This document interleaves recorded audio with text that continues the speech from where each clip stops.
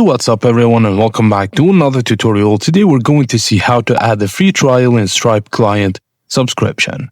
So firstly log into your Stripe dashboard, then navigate to products and click add product. Fill in product details, then add a price. Expand the field labeled as add a free trial to set the trial period. You can set the trial in days up to 731 days. For example, 30 days free trial for new subscribers.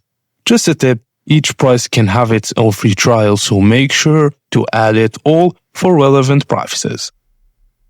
Now add all the subscription prices and label each clearly to avoid confusion. If you forgot to add trial to a price, you can edit it later by clicking the three dots in the line itself.